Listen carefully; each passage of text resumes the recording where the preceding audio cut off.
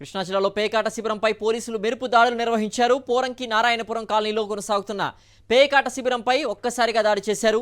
Penamaluru MLA Bode Prasad ముఖ్య అనుచరుడు ఆచంట చంటి పేకాట డెన్ నిర్వహిస్తున్నట్లు గుర్తించారు. ఆచంట చంటితో పాటు మరో 26 మందిని పోలీసులు అదుపులోకి తీసుకున్నారు.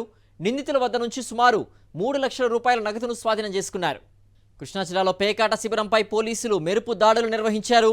పోరంకి నారాయణపురం కాలనీలో కొనసాగుతున్న పేకాట శిబిరంపై ఒక్కసారిగా దాడి చేశారు.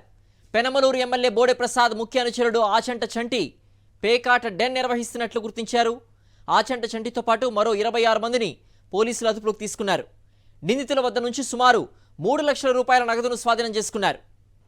మరింత సమాచారం మా ప్రతినిధి అశోక్ అందిస్తారు. అశోక్, పోరంకి నారాయణపురం కాలనీలో కొనసాగుతున్న పేకాట శిబిరంపై ఒక్కసారిగా పోలీసులు దాడి చేసినట్టు తెలుస్తోంది. పలువురిని అదుపులోకి తీసుకున్నట్టు తెలుస్తోంది.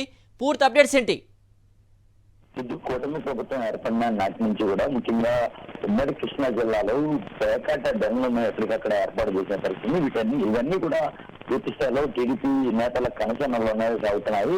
అందుకు ప్రత్యక్ష ఉదాహరణగా చెప్పుకోవచ్చు. ఈ రోజు పోరంకిలోని నారాయణపురం కాలనీలో ఎమ్మెల్యే బోడే ప్రసాద్ ప్రధాన అంచులు ఎవరైతే ఉన్నారో ఆచంట చంటి అతను పెద్ద ఎత్తున పేకాట డెన్ నిర్వహిస్తున్నారు. దాదాపుగా దీనికి అంటే గత కొన్ని రోజులుగా కూడా ఇది కొనసాగుతుంది. అయితే స్థానికంగా ఉన్న పోలీసులు ఎవరు కూడా ఇంత పేకాట జరుగుతున్నప్పుడు కూడా దీని మీద కన్నెత్తి చూడకపోవడంతో బయట ప్రాంతం నుంచి పోలీసులు వచ్చి మరీ ఈ రైడ్ చేసినట్టుగా కూడా తెలుస్తోంది.